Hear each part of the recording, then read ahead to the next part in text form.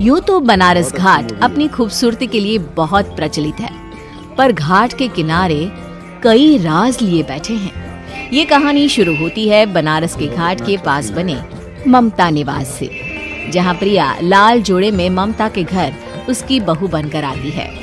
आओ आओ बहू, घर को अपने पैरों से पवित्र करो। ममता घर की दहलीज पार कर ही रही होती है कि अचानक एक बहुत गंदी सी बास पूरे घर में फैल जाती है।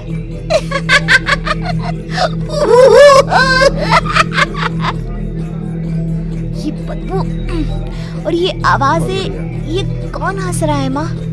अब ये पड़ोसी ना हमारे थोड़े अलग से है। कहाँ हम शाकाहारी और ये मांस मच्छी खाने वाले। छोड़, तू ध्यान मत दे और गृह प्रवेश कर।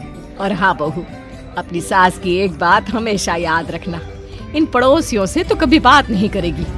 अच्छे लोग नहीं है ये। अपनी सास की ये बात मानेगी ना बेटा?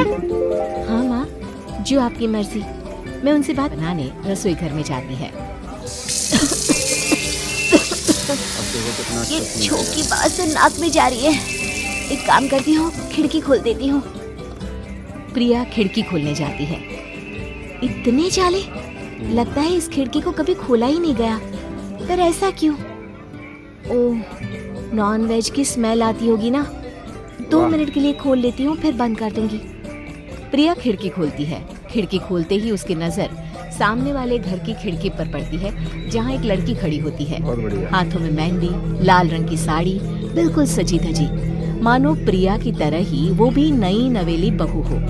वो प्रिया को देखकर मुस्कुराती है। हे भगवान, माँ ने तो इनसे बात करने को मना किया था। प्रिया फौरन ही खिड़की बंद कर देती है और तवे पर चढ़े रोटी की ओर देखने लगती है, पर वहाँ रोटी न होकर मछली पड़ी होती है। ये क्या? पहली ही रसोई में इतनी बड़ी गलती। हे भगवान, अब मैं क्या करूं? प्रिया बहुत डर जाती है और फौरन रसोई की सफाई करने और फिर सभी के लिए खाना बनाने लग जाती है। जब वो सबको खाना परोसती है, सब तो ठीक है, मैं बेकार में चिंता कर रही थी। हे भगवान, ऐसे ही बस अपनी कृपा बनाए रखना। रात के वक्त जब सब सो रहे होते हैं, तब प्रिया को पायल की आवाज सुनाई देती है, जिससे उसकी आंख खुल जाती है। ये पायल की आवाज कहाँ से आ रही है? प्रिया उठकर उस आवाज के पीछे छत की सीढ़ियों तक जाती है। तभी उसे बच्चे के रोने की आवाज आती है। प्रिया छत पर जाती है तो क्या देखती है? वही लाल साड़ी वाली लड़की अपनी गोद में एक नवजात बच्चे को घुमा घुमा कर सुला रही है। तभी प्रिया की नजर उसके पेट पर पड़ती है। ओह गॉड, सुनिए, बच्चा सो नहीं रहा है क्या? मैं कुछ मदद करूं? नहीं नहीं, आपके घर वालों को अच्छा नहीं लगेगा, मैं संभाल लूंगी। स्नेहा की गोद से बच्चा हाथ मारकर प्रिया की गोद में आने को छटपटाने लगता है। दोनों घर अगल बगल में बने होने के कारण प्रिया उस बच्चे को गोद में ले लेती है। प्रिया के पास आते ही वो सो जाता है। बच्चे का वो स्पर्श रात भर प्रिया भूल नहीं पाती और अगली सुबह वो छत पर कपड़े सुखा रही होती है। तभी उसे एक औरत इशारा करके बुलाती है। स्नेहा कह रही थी बाबू तुम्हारी गोद में आते ही सो गया।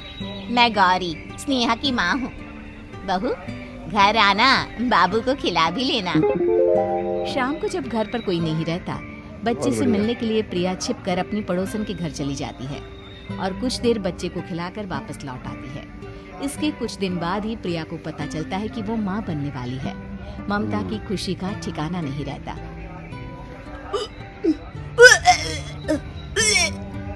माँ जी, पता नहीं क्यों उल्टी आ रही है। प्रिया भागती हुई वॉशरूम में जाती है। बहुत तो अच्छी मूवी है। और लाल रंग की उल्टी करती है।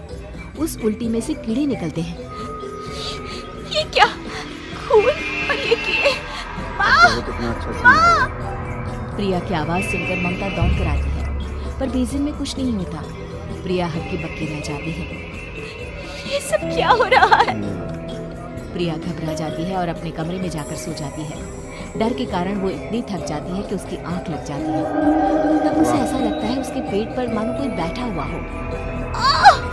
कौन हो? प्रिया के पेट पर एक 5 महीने की माँ, बहुत बढ़िया। तुम ही मुझे लाई ना अपने पेट में?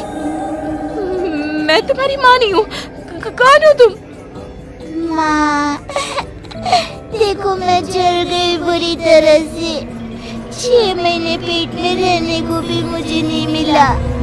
सहला दो ना माँ। बचाओ, बचाओ, माँ। ममता दौड़कर कमरे में आती है। प्रिया की बातें सुनकर वो सब समझ जाती है। तू कहीं बगल वाले घर में तो नहीं जाकर आई ना बहू? मुझे माफ कर दो, मैं गई थी माँ। उस घर में सब मरे हुए हैं बहू।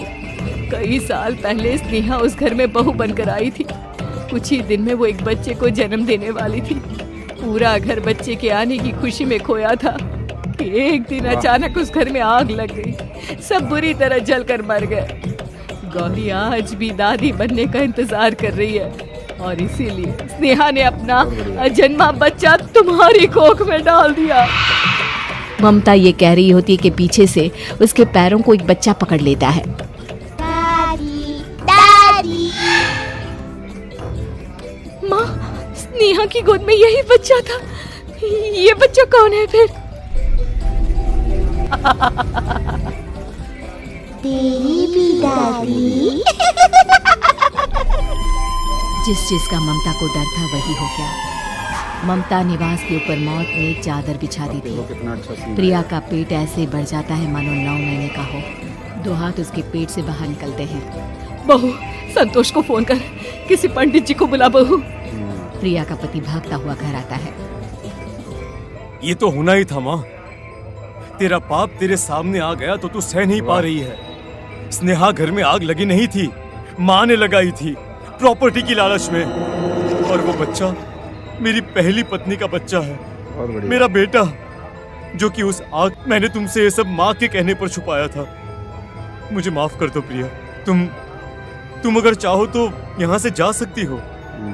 मैं तुम्हें किसी भी बंधन में रखना नहीं चाहती। मेरी शादी हुई है आपसे, मैं आपको छोड़ नहीं सकती, पर उससे पहले हमें स्नेहा, उसकी माँ और बच्चे की आत्मा की शांति करवानी होगी।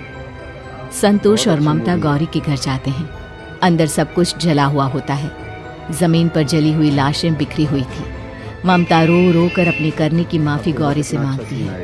प्रिया स्नेहा के घर वालों का अंतिम संस्कार करवा देती है और ममता निवास फिर से आत्माओं के साए से मुक्त